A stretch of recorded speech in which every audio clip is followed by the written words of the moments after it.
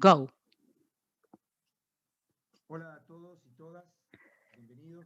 Good morning. Welcome to all of you. This is our second panel on present and future of nuclear energy and a changing world. My name is Juliano Gadano. I'm the leader of Progeni, which is part of the Interdisciplinary Center of Advanced Studies of the 3 de Febrero National University from Argentina to the world. It is the policy of this university that researchers and professionals speak in our native mother tongue when we carry out international activities. Therefore, I will be speaking in Spanish. We have a simultaneous interpretation service that will be providing English and Spanish translation in different channels. So please switch to the correct channel. In order to enable exchange of questions, I will make just one exception. When I introduce them, I will introduce them in English because I will be reading their bios in English, and I prefer to do it in this way so as to avoid losing any type of information in their bios, which are quite interesting. Today's conference will be of 1 hour, 25 minutes, a bit less because we're a bit late. We'll try to make it a 1.5 hour conference, which is the time we have allocated for this. We have presentations of 12 minutes each, and then we will have a Q&A session. The questions should be sent in written format through our chat, and these are the addresses for you to connect. Conferenciavirtual@untref.edu.ar. I repeat, conferencia virtual, no dots, at untref.edu.ar. We will get the questions there, and I will then ask these questions to our panelists. Let me now introduce our friends and colleagues, dear friends, who will be presenting today.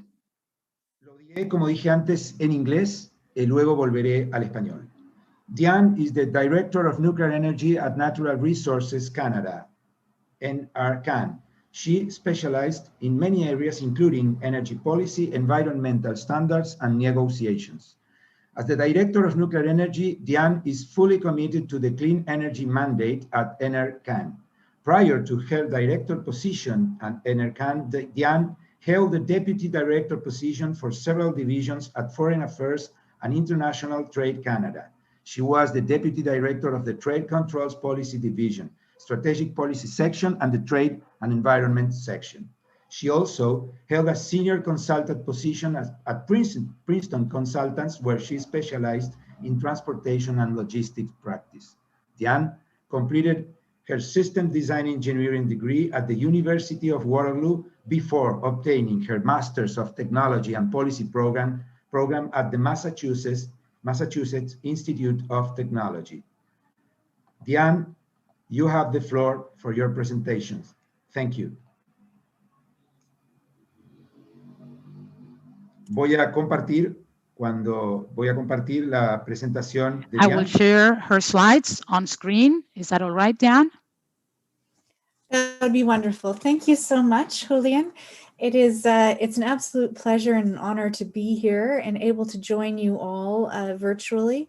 It's wonderful that we're able to continue having these international discussions about the role of nuclear in climate change, despite the pandemic, and in fact, taking advantage of these video platforms to reach, to keep our conversations alive and to reach even larger audiences is just a wonderful thing. So thank you for the kind introduction. I'm Diane Cameron.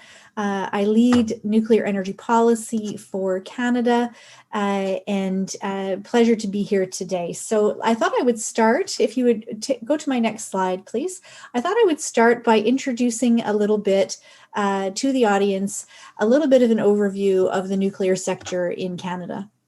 Many people have heard of Chalk River Laboratories and Atomic Energy of Canada, but that's not all we have. It is, in fact, a pan-Canadian nuclear sector that spans the entire nation.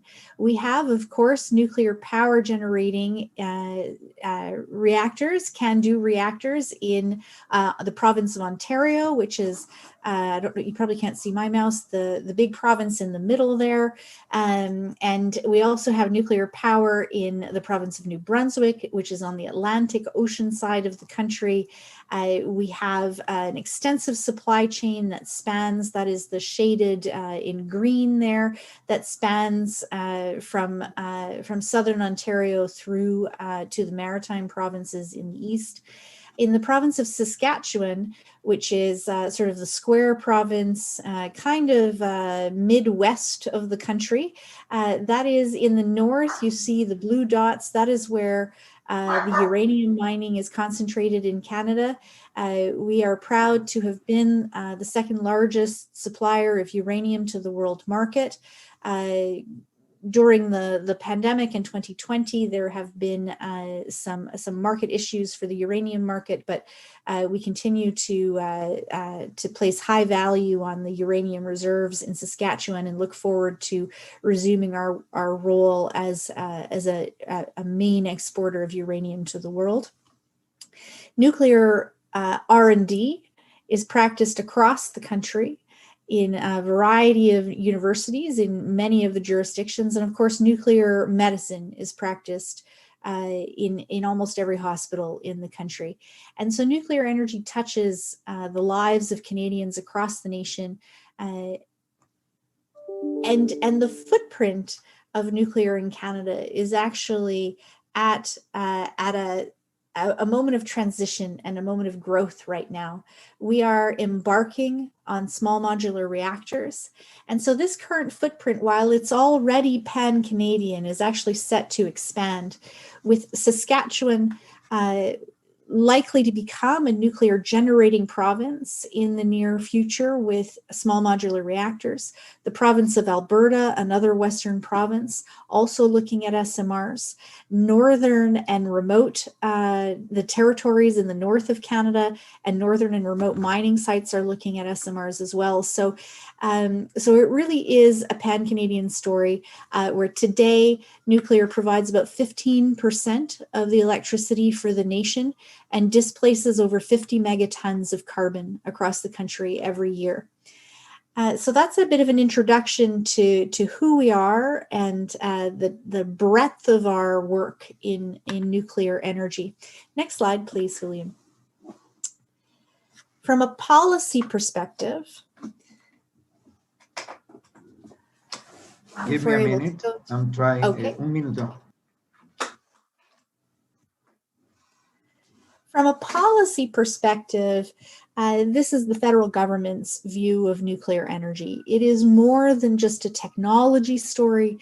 It is more than just a source of non-emitting energy. Those are, of course, important dimensions, but it is fundamentally nuclear energy is a strategic asset for the nation, from which Canadians and the country derive significant benefits. Some of them are economic benefits, some of them are geopolitical benefits and benefits in our international relations, and also social, environmental, and public health benefits. I've already mentioned that nuclear is an important part of our clean energy grid and offsets a tremendous amount of carbon in Canada today and potentially positioned to grow with SMRs. I would also mention that through the pandemic, we were reminded as a people and as a country of the incredible importance of nuclear to public health. So not only did the nuclear sector keep the lights on and the hospitals running in the province of Ontario in particular, where nuclear provides over 65% of the electricity, But Canada also, from our nuclear sector, continued to provide cobalt-60 and other medical radioisotopes. But cobalt-60, we provided over 40% of the world's supply of this radioisotope that is used for the sterilization of medical equipment and PPE, which we also so crucially needed throughout the pandemic. And so it is an environmental asset. It is a climate change solution, but it is also so many more, it represents so many more benefits for us in Canada and around the world. Next slide, please. And of course, the global footprint for Canada and our international relations with respect to nuclear have been driven in the past by the CANDU fleet. We're very proud to have been able to export our CANDU technology to countries around the world. It has been sort of the bedrock of the Canada-Argentina bilateral relationship on nuclear. We have a long and wonderfully successful relationship working on CANDU together, and it was the foundation of that relationship. So there is a global dimension to this for us too. And turning to the next slide, it is for this combination of reasons, the fact that we see nuclear as part of our climate change strategy, and because we see the importance of our global networks, that we took these steps when Canada hosted the Clean Energy Ministerial in 2019 in Vancouver, May of 2019. And we put a lot of work into what I would call mainstreaming nuclear, into integrating nuclear into every aspect of the Clean Energy Ministerial event that we hosted. And I think it was in some sense the coming out party for nuclear on the global stage in terms of really centering and placing nuclear front and center in discussions about climate change. Climate change had never been part of the international discussions about climate change, and nuclear had never been central to the discussions about climate change and clean energy on a global stage. And we are very proud to have sort of broken through that silence and created some momentum there that we hope will carry through as we move through CEM 11 that just completed to CEM 12, and most importantly, probably COP26. And so we're very happy to have heard from the United Kingdom that they would like to work with us and others, Argentina and the United States and others, to bring nuclear to COP26, to do for nuclear what Canada did for nuclear at CEM 10, to do the same thing when they host COP26 in the UK next year. And the next slide, please. And it's no coincidence that Dr. Fatih Birol of the IEA, International Atomic Energy Agency, chose CEM 10 in Vancouver in 2019 as the place and the time to release the IEA's first report on nuclear energy in over 20 years. This was, in my view, a groundbreaking report. Again, part of this trend of the mainstreaming of nuclear into the bigger discussions by policymakers at the highest levels on clean energy and climate change. This report had a number of very significant findings. The first one being that the risk of failure to meet our global climate change objectives, if we try to meet those objectives without nuclear, the risk of failure is significantly higher. That was the first important conclusion. And the second equally chilling conclusion is that even if we were to succeed in meeting our climate change objectives without nuclear, it would cost the world $1.6 trillion US more. These are very profound findings. And it really is important that this evidence base, that this analysis be raised at the highest levels in international discussions about climate change and clean energy. And Canada is committed to ensuring that happens. Next slide, please. That brings us to an emerging trend and a very exciting area of innovation.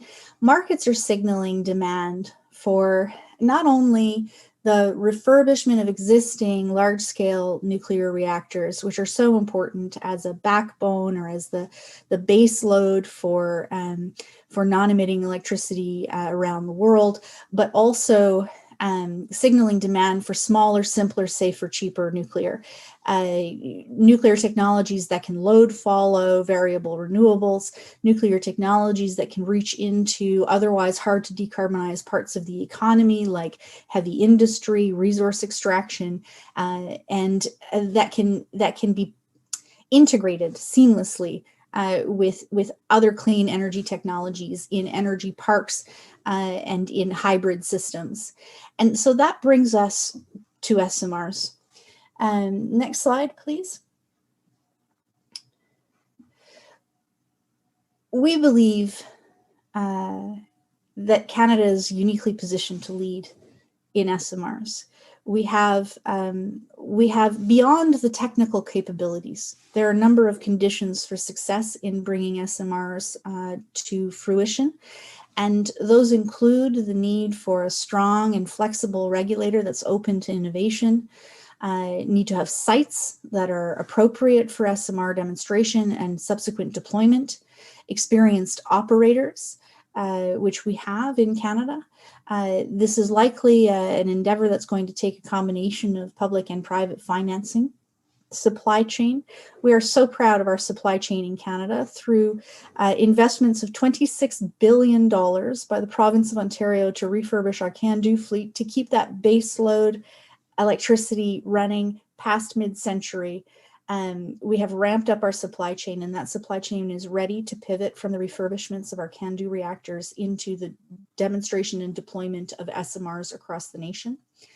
We have the markets, we have the demand. We need not only on-grid SMRs to replace coal and bring the last fossil-emitting sources of generation offline, but we also need VSMRs, very small modular reactors, for off-grid applications. In Canada, we have many sites that use diesel because they are not connected to the electricity grid, and they need alternatives to diesel. And we believe that Canada is positioned to be a first market. We'd like to supply that market with domestic technology, and then we are looking forward to pivoting to export and supply the world market and work with partners around the world, because the markets that exist in Canada reflect the same kinds of applications that are needed around the world. Next slide, please. So for all of these reasons, that led us to convene Canada's SMR roadmap in 2018. We developed a vision, a Team Canada vision for SMRs as a source of safe, clean, affordable energy, opening opportunities for a resilient, low-carbon future and capturing benefits for Canada and Canadians. And later this year, next slide, please, in November, we will be releasing Canada's SMR Action Plan, which will be, we have reconvened a national dialogue in 2020 to foster partnerships, to record progress, to build on the momentum of the roadmap and record progress since the roadmap, and to really turn the roadmap into action. And so there will be a conference in Canada in November called the Generation 4 and SMR Conference. It's Canada's International Conference on SMRs. That is where we will launch Canada's SMR Action Plan.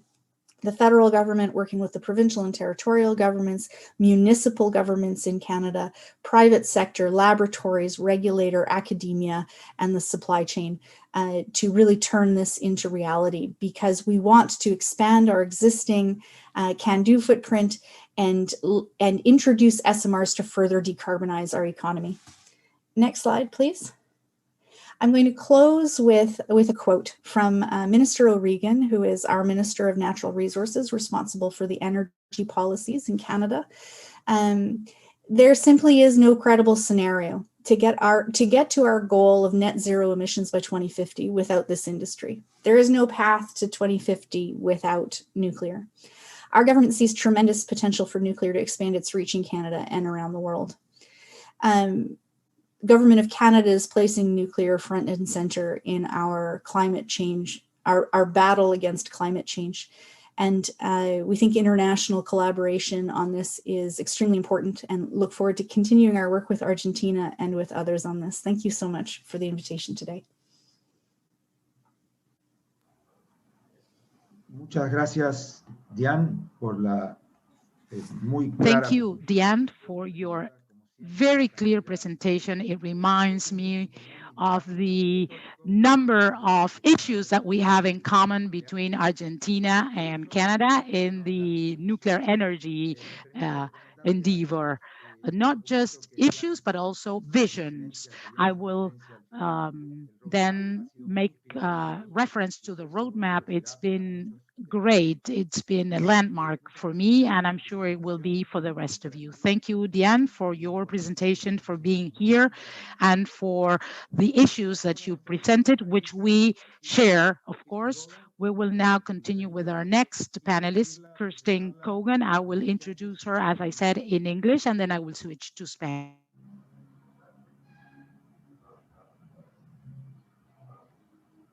Kirste is an internationally sought-after advisor to governments, industry, academic networks, and non-profit organizations. Kirste is regularly invited, as today, as an expert speaker on science, communication, nuclear competitiveness, and innovation to high-profile events around the world. She has more than 15 years experience as a senior advisor to government, including at 10 Downing Street, the Office of the Deputy Prime Minister, and the Department of Energy and Climate Change of the United Kingdom. Kirsty is also co-founder and executive director of Energy for Humanity, an NGO working to meet the goal of universal access to clean and cheap energy to meet the challenge of tackling climate change within urgent timescales, whilst enabling billions of people to achieve modern standards of living. EFH was shortlisted, Energy for Humanity was shortlisted for the Business Green Leaders Green NGO of the Year Award in 2016. Previously, Kirsten led the government's national public consultation into the UK energy policy statements, evaluated the national response to the accident at Fukushima Daiichi, and revised the civil nuclear emergency planning and response guidance. As head of communication for the Nuclear Industry Association, she established strong, long-standing relationship within the UK energy sector. In this role, Kirsty established an academic-led expert network and forget new relationship widely recognized as transformational for representation of nuclear in the UK, including Low Carbon Alliance between the nuclear, carbon capture and renewables industries, representing more than 1,000 businesses.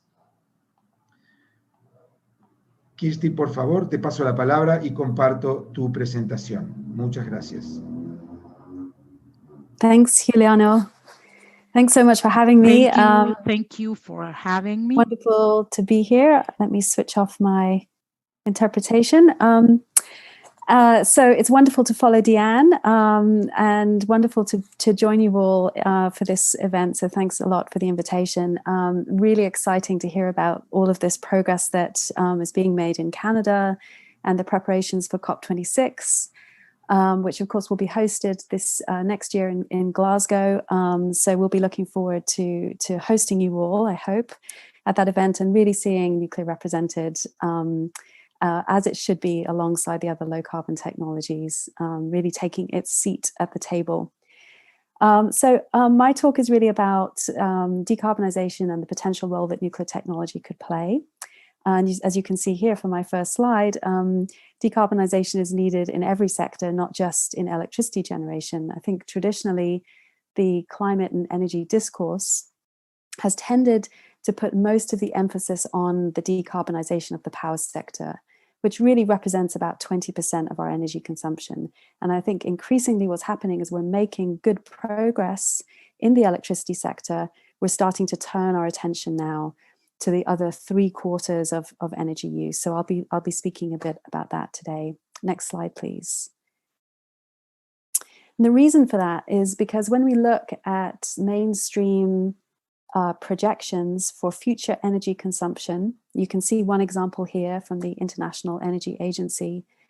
All of those mainstream projections see about 50% or more of our energy still coming from fossil fuels by 2050. So that means we're currently on a 3 to 4 degree warming projection pathway, as opposed to the 1.5 or 2 degrees target that was set in the Paris Agreement. Next slide, please. So the real question is, how do we avoid that outcome? How do we correct our path from that 3 to 4 degrees of warming pathway that we're currently on back to a 1.5 to 2 degrees pathway? And this slide, we're very used to seeing it. It's from the IPCC report on a special report on global warming, which really sets out the sort of, pathways that we need to accomplish to achieve that 1.5 degrees warming target by mid-century. And if next slide, please. This chart can seem a little remote or abstract, and the time scale's a little far out. And so before I sort of go deeper into this chart, I just want to set some context. This is a photograph of me with my daughter, and I realized recently that she will be the age that I am now in 2050. And that really was a sort of a wake-up call, because it really doesn't seem that long. So this time scale that we're working within is really, really challenging. And I don't know if you noticed on my first slide, I have a sort of subtitle, which is 30 years to 2050. And I really want you to keep that in mind as we step through the sort of scale and the urgency of the challenge that we're describing here. Okay, so next slide, please. Okay, so what do we need to do if we're going to make something like this happen whilst also growing energy access? And that means that not only do we need to replace our entire fossil fuel infrastructure, but probably double or even triple it by mid-century in order to meet rising global energy demand.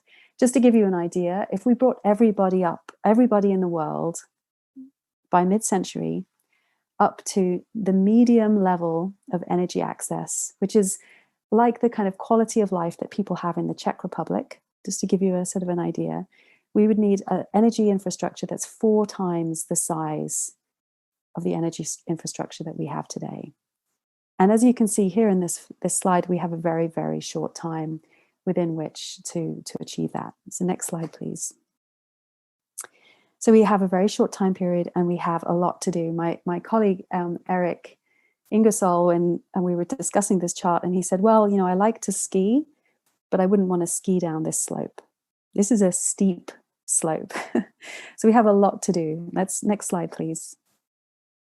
So let's make a list. What's on the to-do list here? So firstly, we have to repower all our coal plants with a new heat source. And, this is critical. Next slide, please. Because, Fatih Birol, the executive director of the International Energy Agency, when he published the World Energy Outlook in December 2019, he identified 3 major challenges that we're facing in these decades to decarbonization. And the first one is the legacy coal. Because although we're celebrating the closure of old coal plants in Europe and the United States and Canada, at the same time, the average age of the global fleet is getting younger. And that's because new coal plants are still being built today. And actually they represent prosperity, they represent much needed economic development, and they do actually bring great public health and quality of life benefits, but it does present a real question about what we will do with those assets that will still be generating for decades to come. So next slide, please. Secondly, we have to convert all liquid fuel use to carbon neutral. So heavy transport, shipping, marine, industry, we have, that 50% of our energy that's coming from fossil fuels in 2050. A really big piece of that is coming from oil and gas for non-electricity uses and those legacy coal plants. So those are really big priorities. Next slide, please. Then we have to replace all natural gas use as well for our heating networks with hydrogen or maybe ammonia. Next slide, please. And massively increase generating capacity, especially for sub-Saharan Africa. To give you an idea, BP estimates that the number of people without access to electricity at all, so no access to electricity at all, will increase from 850 million people today to 3 billion people by 2040. And that's partly a result of population growth. And there's a real question about, how we will address that as we go forward. Next slide, please. And yeah, we have to electrify as much as possible. And electrification makes a lot of sense. It's very efficient use of energy. And it's already, we've demonstrated a lot of success in the decarbonization of the electricity sector. And now the real challenge is to expand that and, of course, to electrify as much as possible. Next slide, please. Really, really fast. Next slide, please. Okay, so, maybe another slide. Right, wait a second. So the sharp-eyed amongst you will have noticed that we hit zero emissions. We hit net zero emissions about 2/3 of the way down the chart.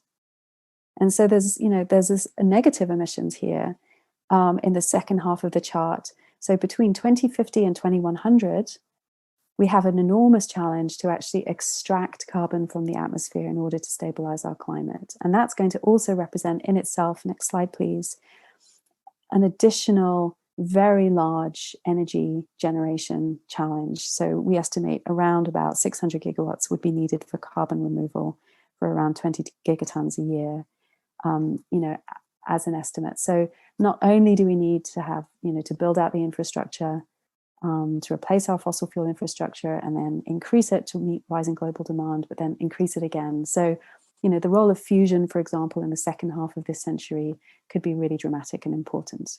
Okay, next slide, please. So we have used the analogy of the Impossible Burger. I don't know if everyone knows what that is. It's a plant-based substitute for meat.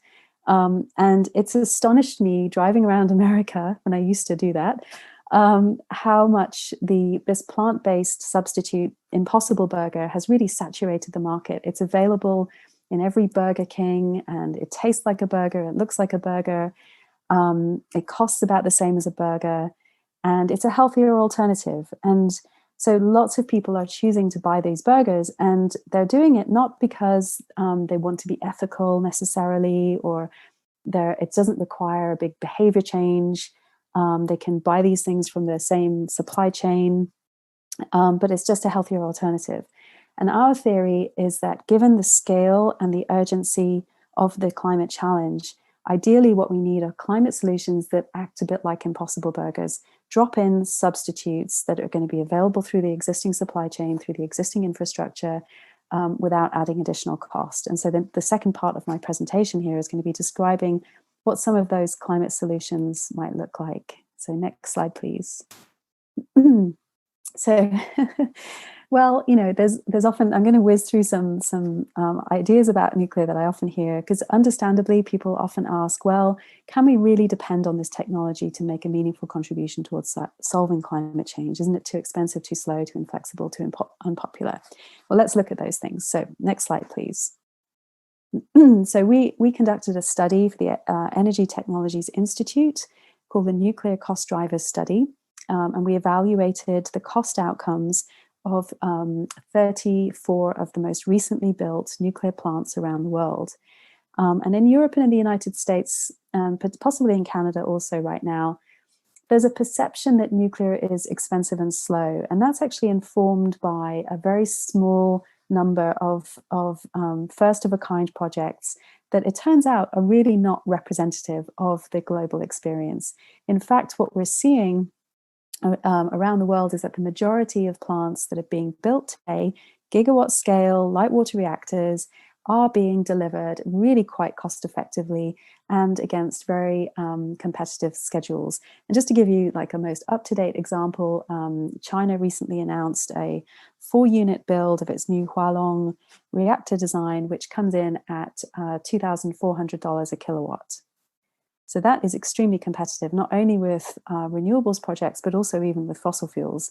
And they're achieving that very low cost through establishing experience and skills within their supply chains, within the regulators, within the labor force, and within the project leadership teams, through standardization of their designs, and that accompanied with that good capability a programmatic approach really does deliver very impressive and much needed, very cost competitive projects, even with traditional construction approaches. So next slide, please. So Deanne already mentioned the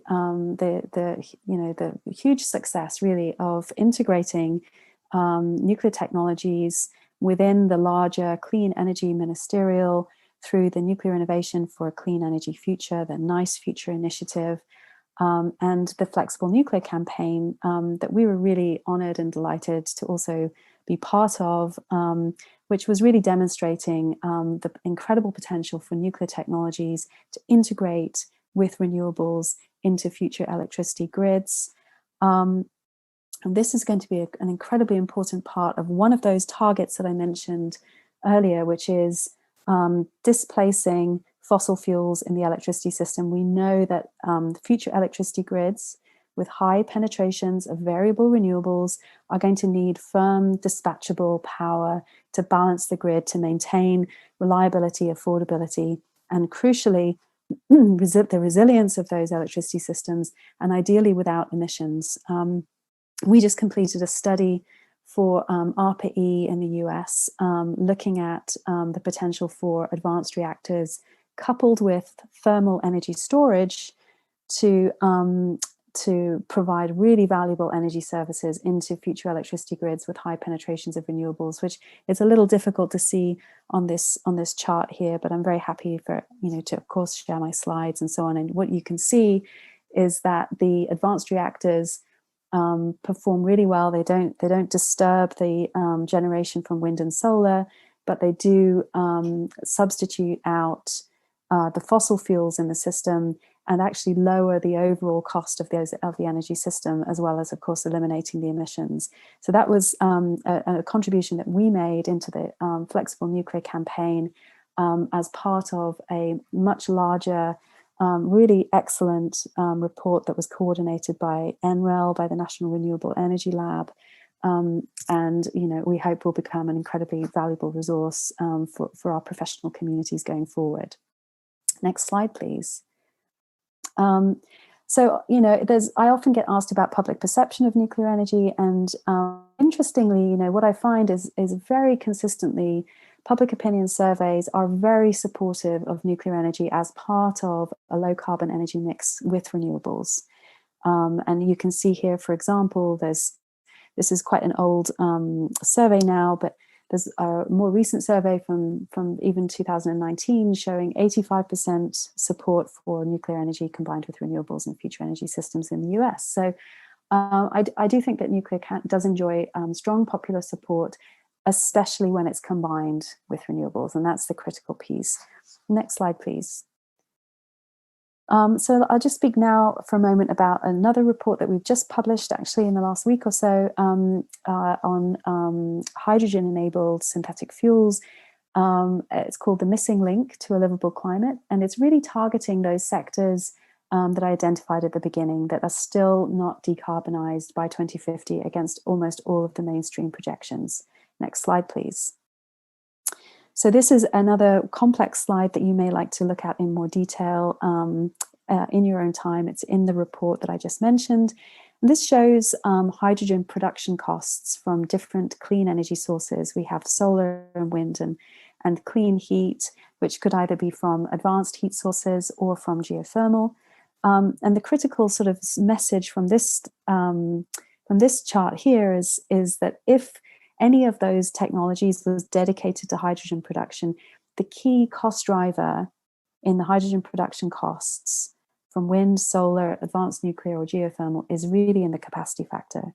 That's absolutely critical. And what we found is that actually the nuclear technologies have particular attributes, which is that they have a very high capacity factor, very often high temperature heat, which is very useful and valuable in the production of hydrogen and clean synthetic fuels, and of course a very small footprint. And all of those things combined actually make nuclear technology really well suited to the production of hydrogen, which is going to be critical for the decarbonization of those hard to abate sectors. Next slide, please.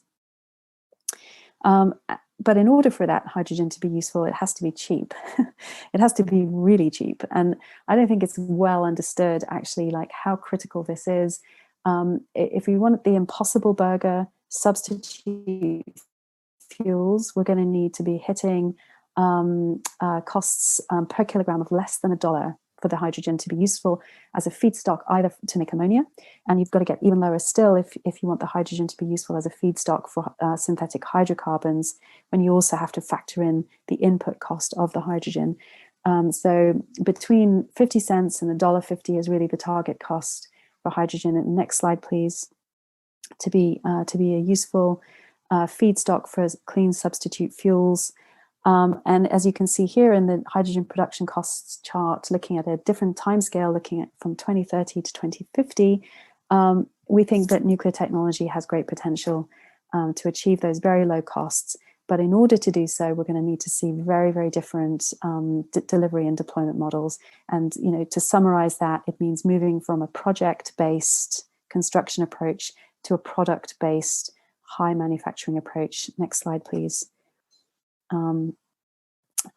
This is a quick summary of another forthcoming study. I'll skip over that if you'd be so kind. To the next slide, please. And I'll go straight to the picture of the high productivity manufacturing environment. So this is the Hydrogen Gigafactory, which is a fully integrated manufacturing installation and hydrogen production facility. You can see that the reactors are being made in that very, very large gray building at the back there.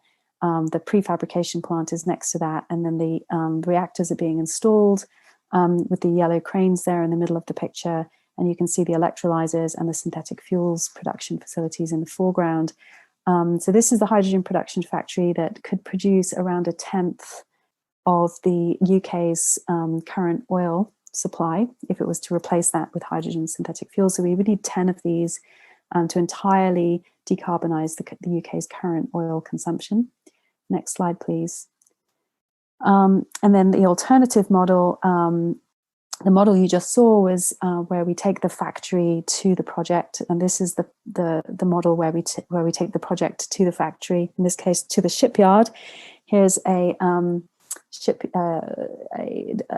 production facility being manufactured in a shipyard. If you go to the next slide, please, you can see the shipyard manufactured production platform. In this case, moored off the coast of Ghana, and it's producing hydrogen power, which is being cabled into shore, ammonia, and using the waste heat to desalinate enough water for the entire city region of Accra at no additional cost. So this is really an energy for humanity platform.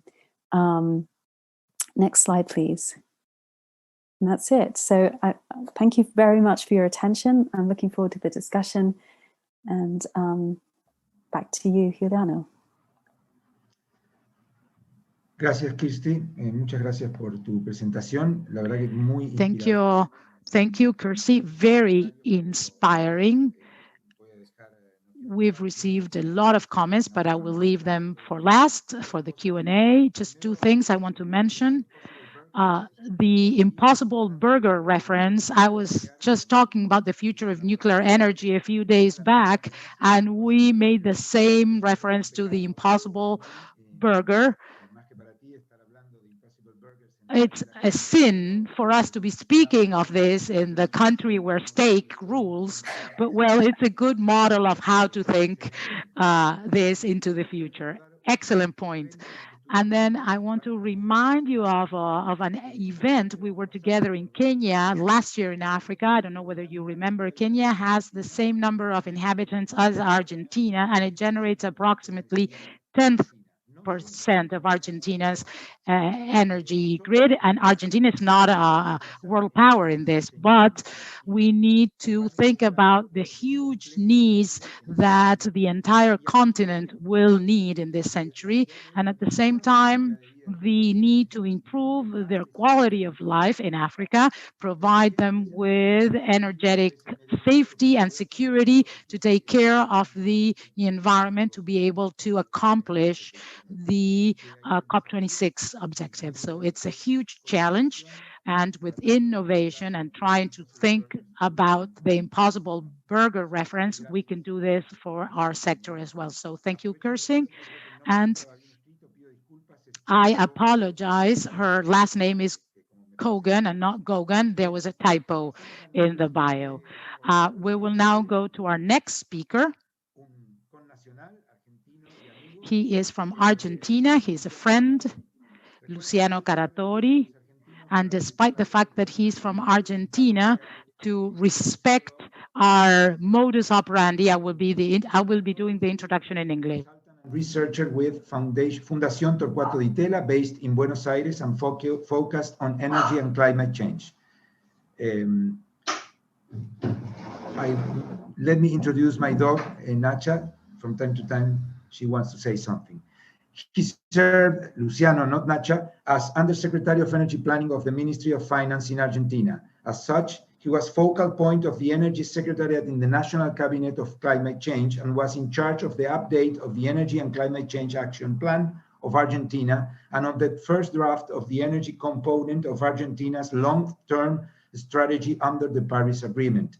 During Argentina's presidency of G20 in 2018, he led the presidency's effort in energy data transparency and market digitalization of the G20 Energy Transitions Working Group. And in 2019, as Undersecretary of Energy Planning, he served as head of the Argentine Energy Delegation during the ministerial meetings of the Energy Transitions Working Group and Environment Senior Officials meeting during the Japanese presidency of G20. Currently devoted to research on planning for the energy transitions as a researcher in the Center of Studies on Climate Change of Fundación Torcuato Di Tella, Luciano has provided since 2011 technical assistance to countries in Latin America and the Caribbean in the identification and prioritization of policies and contributing to the design of NEMAs and long-term strategies for the energy sector and to international organizations such as the Inter-American Development Bank, the World Bank, and others. So, Luciano, tenés la palabra y paso a compartir tu presentación. Luciano, the floor is yours. I will share your slides.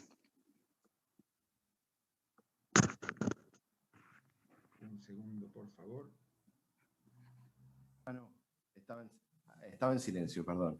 Muchísimas gracias, Julián, por la... Thank you, Julián, for your introduction. It is a pleasure to be a part of this prestigious panel. As Julián has said, we are speaking in Spanish. We have simultaneous interpretation into English. I would like to share secrets. I would like to tell you something. Well, this is an agnostic technological presentation.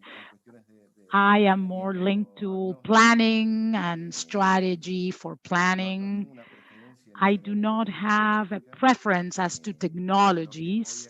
Therefore, I will try to be, so to speak, general, related to climate change and energy transitions.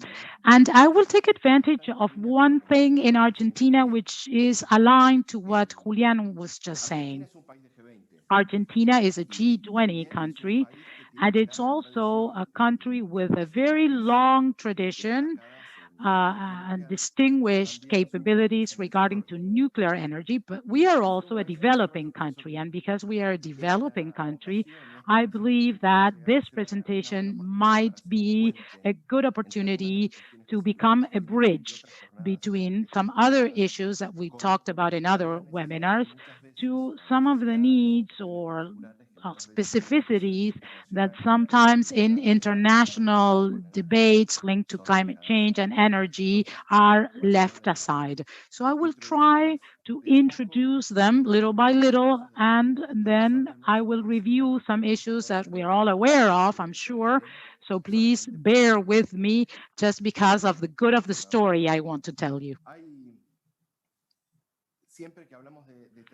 When we talk about energy transitions, I have a phrase that comes to my mind that has to do with the publishing world, which is, this is not the end of the book. which is an interview to Humberto Eco and Mr. Carrier in 2009. And Humberto Eco, during the interview, says, this is regarding the publishing world, right? But this can also be applied to a changing world and the energy sector. We are no longer at ease. We have to always be getting prepared for the future. And energy transitions, well, it entails a process. And the transition is that process to get ready to get to the future and to get ready in an active way. So there is no universally accepted definition of energy transitions, but there are several definitions with different common elements that will be useful to have a bit of a context or framework to the presentation and the posterior Q&A. I will not read them. You can read them for yourselves, but these common elements are that usually it takes time, more or less accelerated change, technology, vectors, and Milo, that's a classic definition, says that we could interpret it as the time that goes by between the introduction of the technology and the time when it achieves a significant percentage of the market. So based on these concepts, during Argentina's presidency of the G20, there was an adoption in full consensus of the word transitions in plural.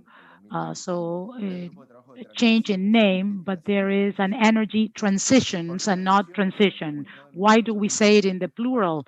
Well, this is with the objective to reflect each one of the countries' situation with their single strategy, single system as a starting point with different resources, different technologies, different geographies, cultures, etc. These are all different specificities. So we talk about transitions in order to reflect this. I will not review the matrix.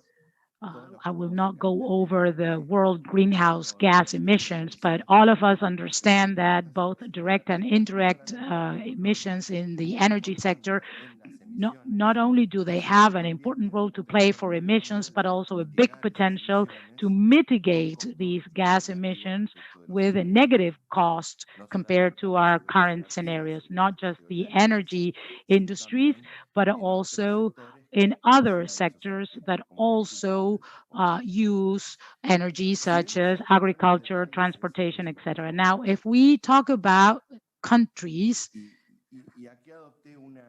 and this is where I took this distribution from the Energy Agency, International Agency. I'm sorry, the bottom part is not visible, but the original has it. This comes from the International Energy Agency that differentiates emissions according to advanced economies, Australia, Canada, Chile, European Union, Iceland, Israel, Japan, amongst others, United States, and the rest of the world. It's important to note that the rest of the world includes China and India, which are really important drivers as to emissions. So the thing that I want to highlight here is that these economies that are categorized as advanced economies presented during the 90s a very stable situation related to emissions, and then they started dropping gradually in the following years. However, the rest of the countries that started accelerating their growth and therefore emissions in the year 2000, well, nowadays they are driving forward energy demand, consumption of energy, and as a consequence, gas emissions associated to the energy sector. Next one, please. This is it. Thank you. I'm sorry, you can't see the sources below, but they're included, I promise. According to the most recent VP statistical report, this is the distribution of the primary matrices, and I organize them from left to right according to the emissions of the countries. And in gray, we have the fossil proportion, and then green, non-fossil. You can see, let's call them free from emissions for now.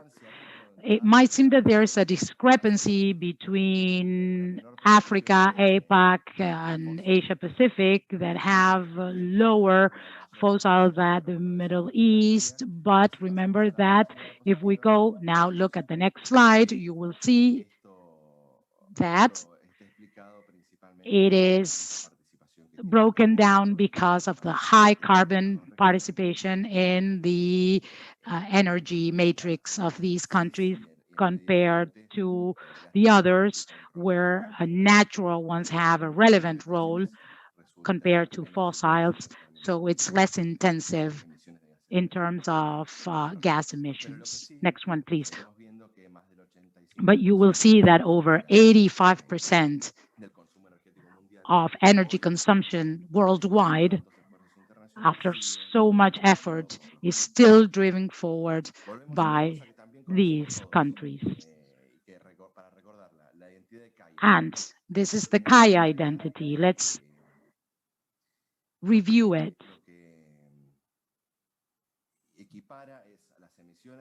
It deals with the energy CO emissions linked to the energy sector by population, by the GDP, intensity of energy of the GDP, and carbon intensity of consumption. Here we have a component where we have no incidence, which is population. Another component where we will not want to influence because it's the GDP. And then there are two components on which we can act with positive consequences. I don't want to bore you. I'm just doing a review, but we have two ways of mitigation for greenhouse gas emissions. We can modify activity levels, or we can modify the carbon intensity. There's no other way around it. So we are talking about capturing a carbon economy. I think it was yesterday that the G20 ministers, was it yesterday? I'm sorry. I think it was yesterday. Under Saudi Arabian's presidency, they strongly talked about the capture of storage and use of carbon and the circular carbon economy linked to carbon as a way of not just mitigating, but also generating and absorbing, carbon with carbon capturing. What's happening is that, as we were just saying, that we cannot have any influence or incidence on some components, and on others we don't want to. And the only thing that's left is the intensity and the consumption.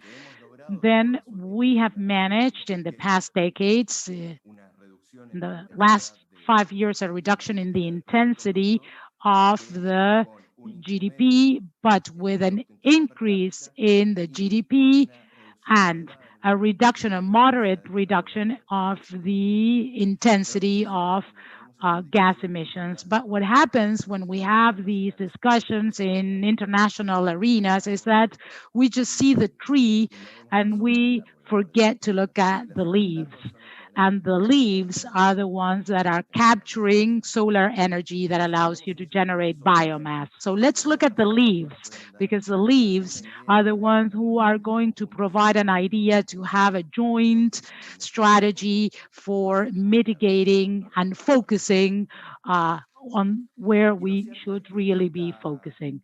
So the truth be said, this dynamic if it's broken down into region or countries, it's very mixed, very heterogeneous. In North America and Europe, they reduced their energy intensity in the past decade, or a bit less than that, of the GDP, energy intensity of the GDP, and carbon intensity of energy consumption with growth, and they managed to have a reduction of greenhouse gas emissions. We can see that in other countries and other regions, we have a completely different dynamics.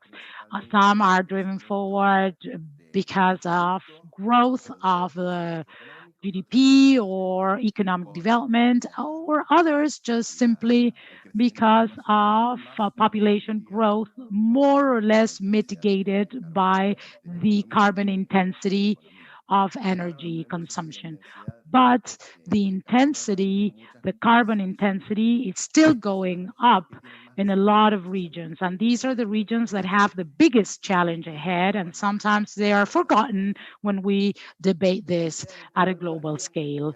They are left aside. And apart from that, they are strongly conditioned by climate change. Let's be honest. The least relevant is what mandatories think about climate change. What we think is not relevant. The relevant thing, which imposes restrictions, whether it's commercial or geopolitical ones or negotiations, the belief of the anthropogenical origin of climate change is something that it's not worth debating, and it conditions the developing countries, who are the countries, as we've seen in the second slide, are the countries that in the next decades will be driving forward the growth of gas emissions. And sometimes we are not paying attention to that and we leave them aside. So what are the restrictions that these countries have? And we need to pay attention in order to develop a joint strategy that makes sense to achieve real results in terms of future mitigation. Well, the first thing, as Diane was saying initially, there is a relevant deficit of energy access. If we analyze goal number 7, well, there are a lot of people that do not have access to electricity, and they need to have access to this. Also, the countries, and Argentina is a special case in that sense, they have a chronic inflation situation, and they need to keep affordable domestic energy prices and tariffs. Well, many times establishing incentives that have a trade-off with efficiency.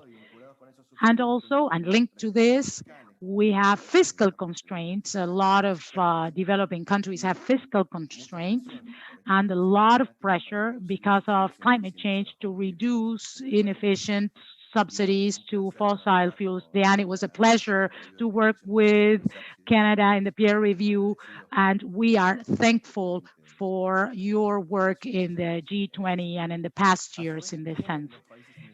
And developing countries also have energy security and trade balance issues, because they need to make sure that they have energy or even increase production, domestic production, and reduce energy imports, sometimes in a poor or devaluated regional integration.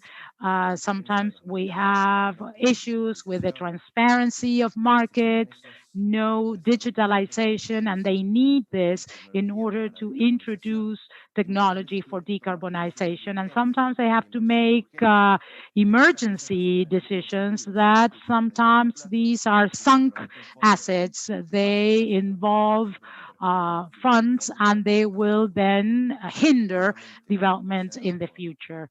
And as I was just saying, issues of access to capital markets, cost, environmental issues. A clear example are hydroelectric plants in Latin America, the biggest ones. We wouldn't be able to do this because of floods and social issues. So we are losing a lot of mitigation solutions, and we are conditioned by social restrictions. And what am I saying with this? What is it that I want to say with all this? That we cannot define a global strategy for decarbonization if we do not pay attention to the fact that the increase of gas emissions come from these countries that are now going through these restrictions, and they will continue.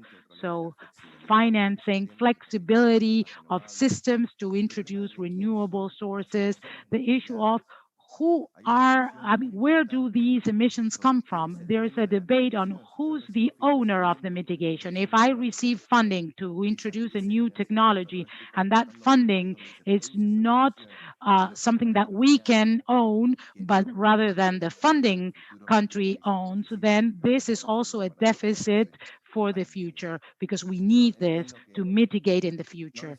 So I understand that we don't need just one technology. We need different kinds of technologies. And above all, if we want to do something with this pressure that the emerging countries are having on gas emissions, we have to focus on these restrictions, because these will be additional restrictions to global efforts. Thank you very much. Thank you, Luciano. Thank you for your presentation and for sharing your vision. As I say, evidence-based vision. We've been colleagues for many years, and I understand your style. And thank you for contributing things that are worth considering, and that it has to do with the agenda of climate change. We will now go to our last panelist. We are a bit short of time. I am responsible because I've decided not to interrupt them, because I love to hear them. So maybe we will not have time for the Q&A, but I promise you, and I'm not asking you, but if you may, we will send you the written questions, and maybe you can kindly answer them so that those who have asked will get an answer from you. So I will now introduce our dear friend, Henri Pellier. I have shared in the recent past a lot of activities. He has had to put up with me for several years, I must say. I will introduce him, as I said, in English, and then we will switch to Spanish. Henri Pellier, Dr. Henri Pellier is currently the head of the Planning and Economic Studies section of the IAEA, the International Atomic Energy Agency, which he joined in February 2020, this year, after working for more than 8 years at the OECD Nuclear Energy Agency, where he was deputy head for the Division of Nuclear Technology Development and Economics. Henri was also the head of the Technical Secretariat for the Generation 4 International Forum and the International Framework for Nuclear Energy Cooperation, IFNEC. We shared 2 fantastic years between 2017 and 2019 with Henri and the fantastic team of IFNEC in this period. Prior to the OECD NEA, he worked for the French Atomic Energy Commission and for the Alstom Power Company. The PESS, the Planning and Economic Studies section of IAEA, is very active in the area of nuclear energy and climate change, supporting last year's International Conference of Climate Change and the role of nuclear power in October 2019, as well as publishing many reports dealing with climate change, mitigation, costs and economics of nuclear power, macroeconomics, integration of nuclear and renewables, and adaptation to climate change. The PESS produced 2 publications recently, the 2020 edition of Climate Change and Nuclear Power, and the 2020 edition of the Energy, Electricity and Nuclear Power Estimates for the period up to 2050. Henri will share some insights from these publications in his presentation. Henri, vuelvo a ti y te doy la palabra y comparto tu presentación. Muchas gracias.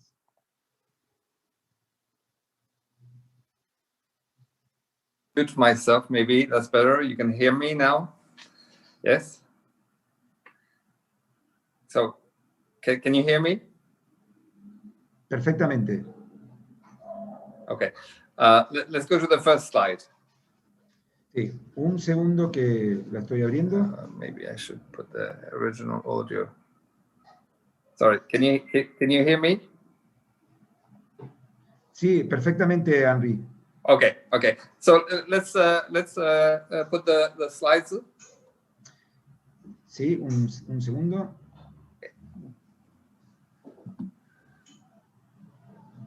Un segundo, por favor.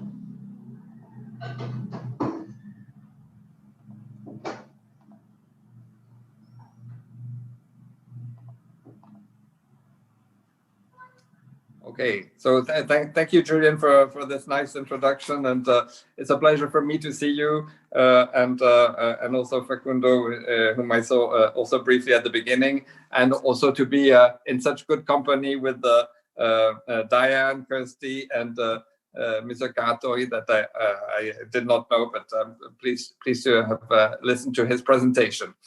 So we can go to the second slide. As you mentioned in the introduction, I will share some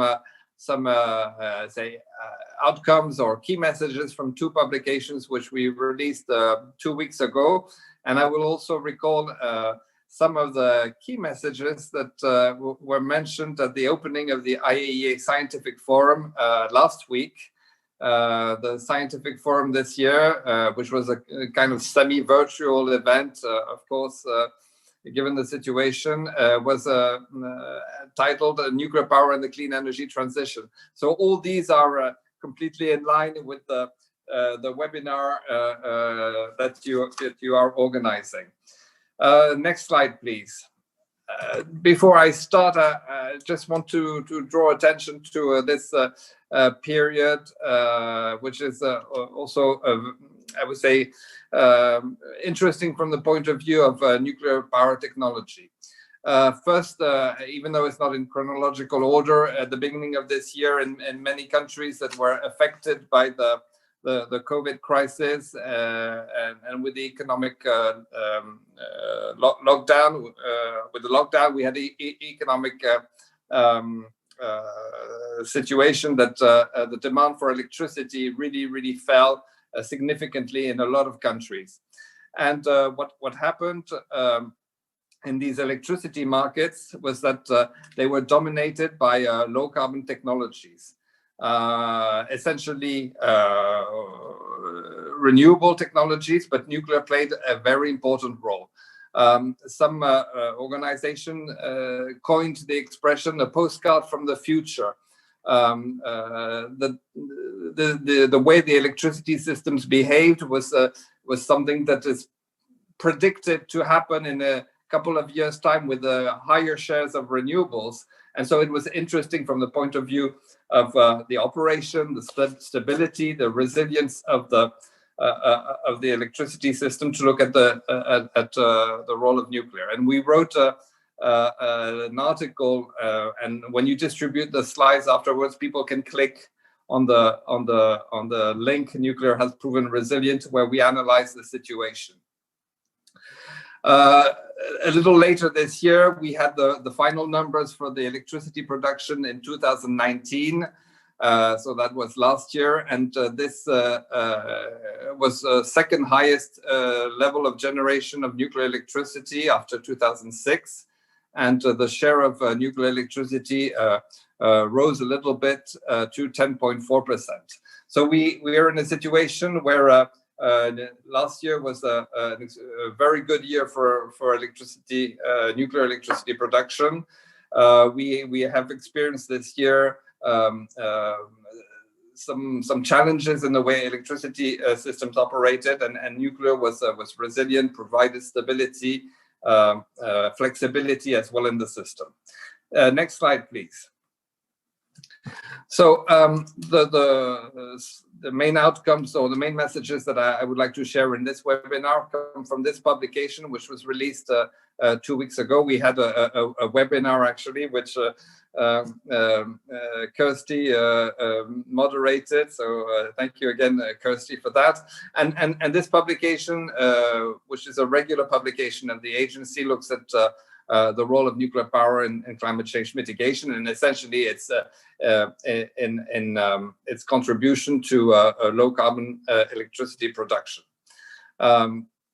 The challenge, as was explained by the speakers before, is to move from a situation today where low carbon electricity represents a third of the total electricity generation to an essentially decarbonized electricity mix in 2050. Next slide, please. Nuclear has proven to be a significant contributor to carbon dioxide emission avoidance. We calculated that over the last 50 years, maybe up to 60-70 gigatons of CO2 were avoided thanks to the nuclear power plants in operation in the world. The exact numbers depend on methodology, so you will get different estimates depending on how this is made. And we also estimate that today the nuclear power sector in the world avoids 2 gigatons of CO2 every year.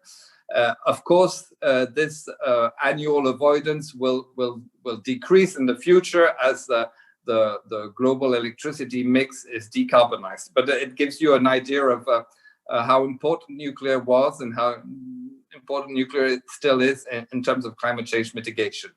In terms of share of low carbon electricity, you see in the chart at the bottom that for several decades, nuclear and hydro were the main source of low carbon electricity, each having about 50% share.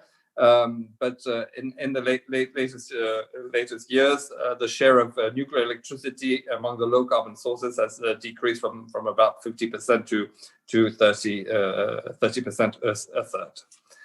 Next slide, please. This is a chart that my colleagues developed, and it sends a different message. It sends the message that nuclear electricity also contributes to economic development. And this is becoming really important at a time when countries are looking at recovering from the economic crisis caused by the pandemic. But of course, these are investments that take, I would say, decades to bear fruit. But what you see on this chart is that nuclear is not just, I would say, the technology for the developed countries. Increasingly, many nuclear programs are underway in emerging economies. And these emerging economies may have maybe sort of rich or less rich, but you have nuclear programs now in Bangladesh, in Turkey, Belarus, and of course the UAE, which is a very rich country under development, where the first reactor was connected very, very recently. Next slide, please. So this is some numbers coming up from the other publication that we released this September, and I just want to share a few numbers, a few projections from the situation today to the situation in 2050.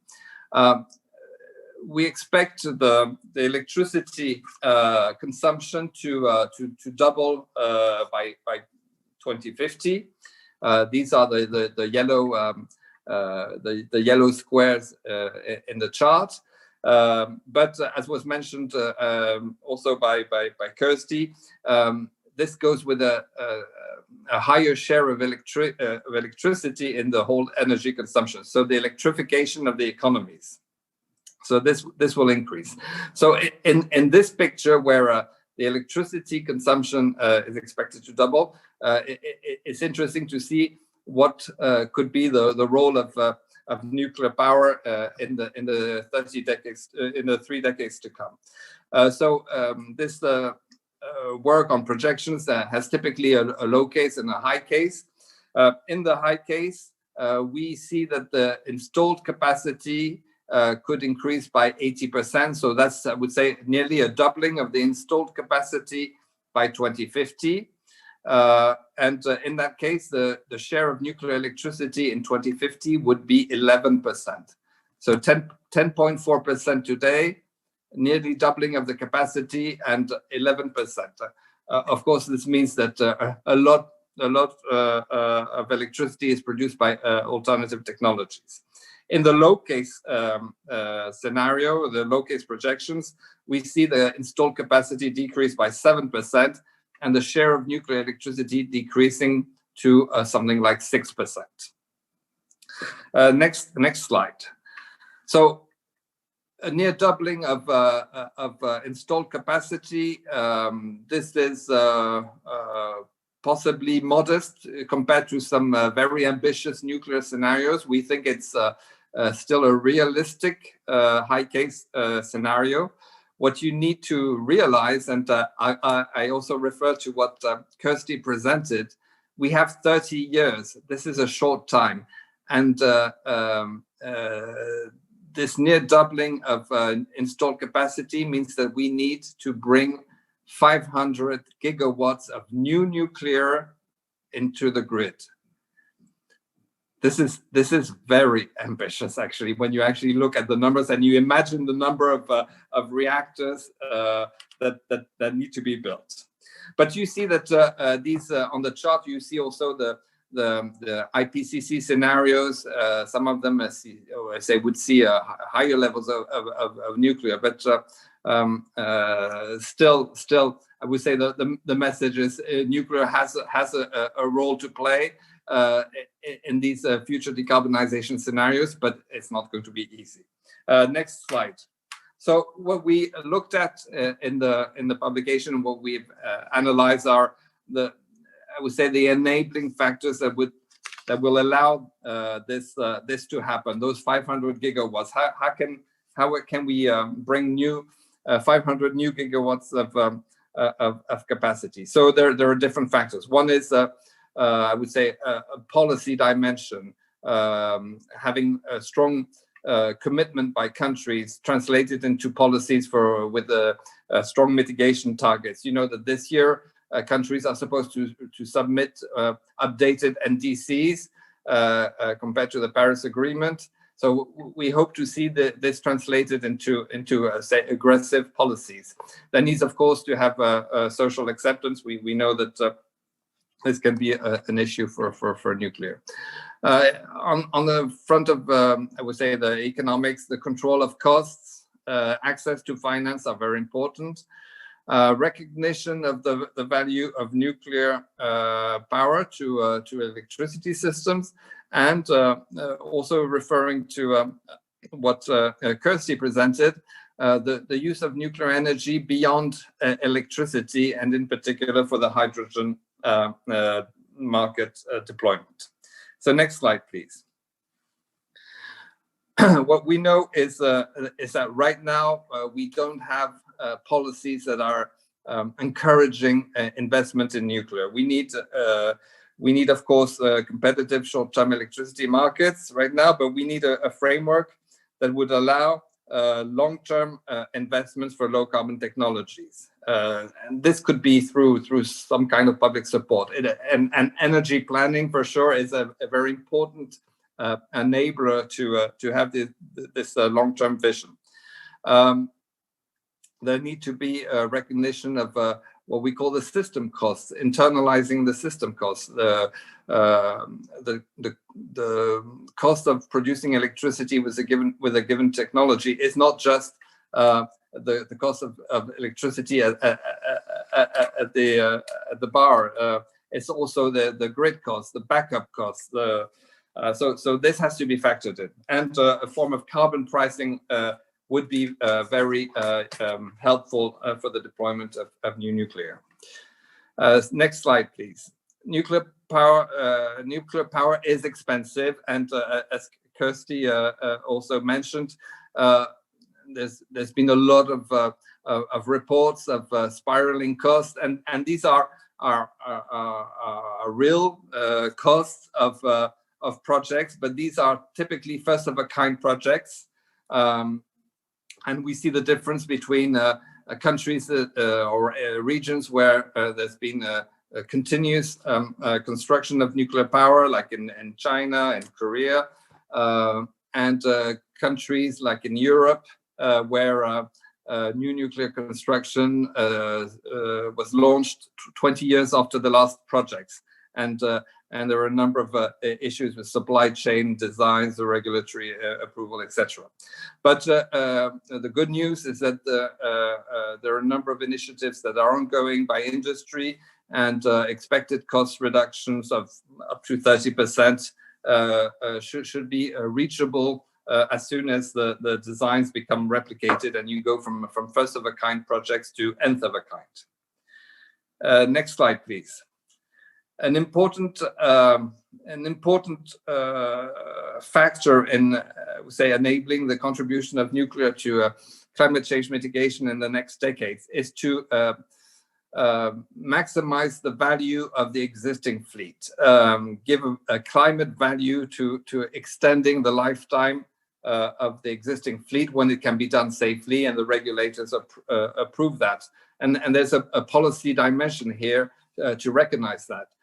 In the report that Diane Cameron referred to in her presentation, the IEA report from 2019 that was launched at the Clean Energy Ministerial in Vancouver, there's a strong call for recognizing the value of long-term operation of nuclear. Next slide, please. So this has been discussed for many years. The agency, the IAEA, has worked on non-electric applications of nuclear for many years. But I think now we have a unique opportunity and a push, a driver to explore these non-electric applications of nuclear. We have only 30 years to go to become carbon neutral, and electricity, as was mentioned by the previous speakers, is only part of the story, and we need to look at the industry sectors. And increasingly, there's talk of using hydrogen as an energy vector that will facilitate the decarbonization of a lot of industrial applications. So unfortunately for nuclear, most of the talk about hydrogen in the world is about producing hydrogen from renewables, which is really nice. But there is a case to be made to consider using nuclear to produce hydrogen, using actually with the current nuclear technology, water-cooled reactors. It's the same technology that you would use for electricity from producing hydrogen from renewables. It's simple electrolysis. So you have these colors that you see in the literature: the gray hydrogen, blue hydrogen, green hydrogen, and some have introduced this pink purple hydrogen. I don't know where the color comes from, but this is really an area that I personally believe very much in, and we're doing a number of studies with the utilities, nuclear utilities, that are looking at business cases for producing hydrogen with the existing reactor technologies. And then in the medium to long term, you have advanced reactors that have higher operating temperatures, and these open the possibility for more efficient and cost-effective production of hydrogen through high-temperature steam electrolysis or thermochemical cycles. Last slide. I would like to conclude with some key messages that were given at the opening of the IAEA Scientific Forum. And these basically are some of the conclusions that we have in our report. But these were said by people that had not read our report. So I guess they are important messages. From our Director General, Rafael Grossi, from the Executive Director of the IEA, Fatih Birol, from the UK Minister Sharma, who's going to play an important role in COP26, and from also an industry leader. So what are these messages? Impossible to meet global climate challenges without the use of nuclear. Nuclear energy can help integrate higher shares of variable renewables. This has been said by RDG and also by Fatih Birol from the IEA. Long-term operation of existing nuclear power plants is one of the most competitive sources of electricity. We should not neglect it. And it's also a bridge, I would say, to this transition to future low-carbon technology systems, electricity systems. Of course, there's the issue of reducing costs, and this is, I would say, the task of the industry to take on board through optimized designs, increased standardizations, improved supply chain. Innovation can play an important role to accelerate the deployment and the development of new nuclear and fuel cycles. Nuclear energy can help decarbonize other sectors through low carbon heat, hydrogen, and other non-electric applications. This was a statement from Fatih Birol from the IEA. I've never heard, I know the work of the IEA, but I've never heard the executive director be so explicit about the potential for nuclear to decarbonize the non-power sector. And of course, this can only happen if I would say at the policy level, there's a level playing field for all low carbon technologies, including access, allowing access to financing for emerging economies that want to have nuclear and that are not able necessarily to get the financing from multilateral development banks, for example. So these are I would say, important key messages. But if all these are addressed, I think these 500 gigawatts of new nuclear by 2050 should be a realistic target. And as I said, that's only part of the story. The decarbonization of our energy systems requires all technology. I think there's this recognition that there's not a single solution for or a single technology for everyone, but nuclear should be part of the solution. Thank you very much.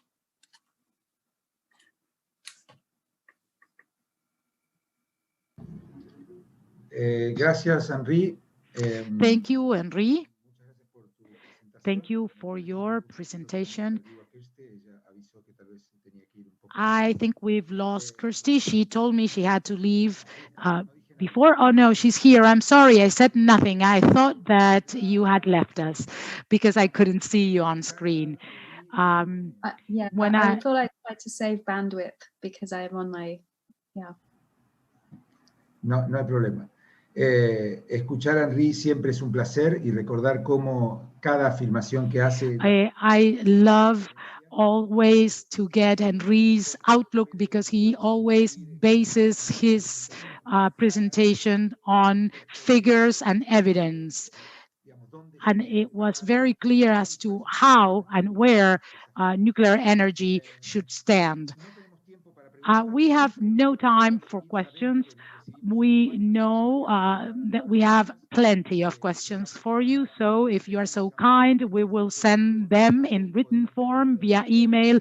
And if you can answer them in time, we will then reply to our participants who have a lot of questions. We are way past our agenda. I don't want to take your time. I want to respect your agendas. So you have been very kind to stay with us for more than an hour and a half.